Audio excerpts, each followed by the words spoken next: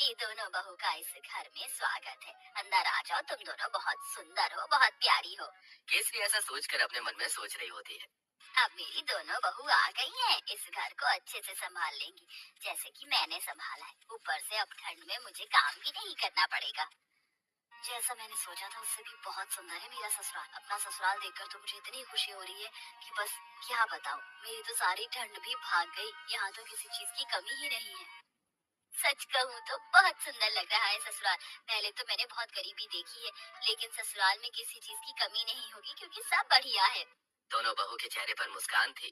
तुम दोनों बहुत थक चुकी होगी और तुम्हें ठंड भी लग रही होगी। चलो, मैं तुम्हें तुम्हारे कमरे में छोड़ आती हूँ। उसके बाद तुम्हारी पहली रसोई की रस्म करेंगे। केसरी ऐसा कहकर अपनी दोनों बहू को उनके कमरे में लेकर जाती है, जहाँ दोनों बहू थोड़ी देर आराम करती हैं। कुछ ही देर में केसरी उनके पास आती है और उन्हें पहली रसोई की रस्म के लिए बुलाती है। तुम दोनों ने आराम तो कर ही लिया होगा, चलो पहली रसोई की रस्म भी कर लेते हैं।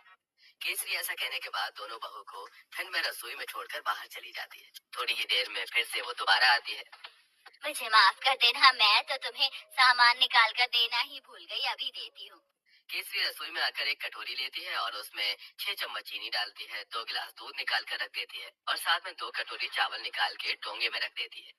ये रहा सारा सामान। अब तुम अच्छी सी स्वादिष्ट खीर बनाकर सभी के लिए मीठे में लेकर आ जाना। केसरी इतना कहकर रसोई से बाहर चली जाती है और दोनों बहू एक दूसरे की तरफ देख रही होती है।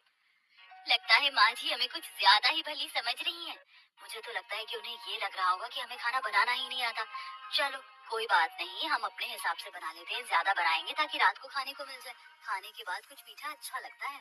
इस तरह आराध्या और राधिका दूध चीनी चावल निकाल कर ज्यादा सी खीर बना लेती हैं, जिसके बाद वो खीर परोसकर घर में सभी को देती है। बहुत अच्छी खीर बनाई है। वैसे ठंड में खीर अच्छी लगती है, लेकिन चलो खाना तो अच्छा बनाना आता है तुम्हें।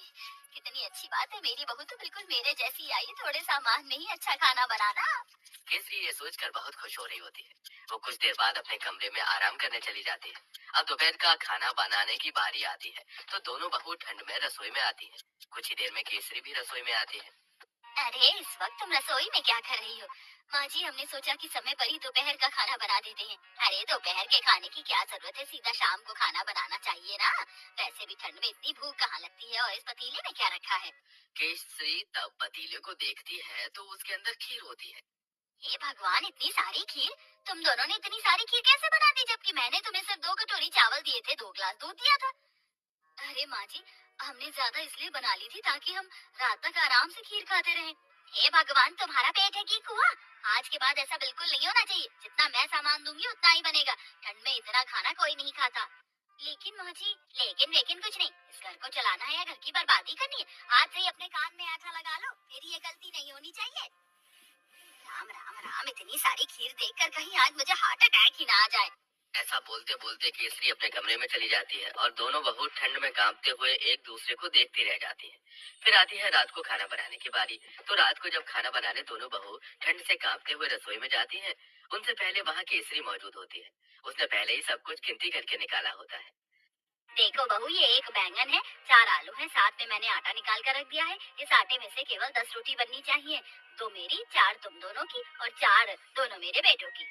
ऐसा कहकर केसरी रसोई में चली जाती है। इस तरह दोनों ही बहू कंजूस सास से बहुत ज्यादा परेशान हो जाती हैं। रोटी बनाते बनाते आखिरी में 10 रोटी के बाद एक लोई रह जाती है। दोनों बहू वो भी बना देती हैं। तो इस बात पर भी केसरी उन्हें खूब सारी बातें सुना रही होती है।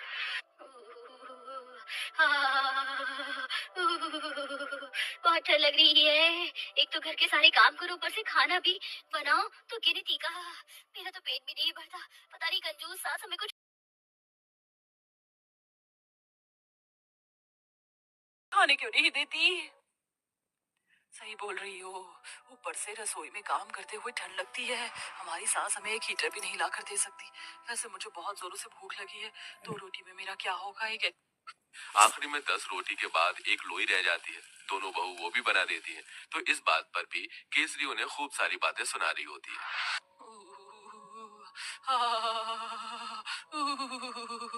बहुत ठंड लग रही है। एक तो घर के सारे काम करो, ऊपर से खाना भी बनाओ, तो गिनती का मेरा तो पेट भी नहीं भरता।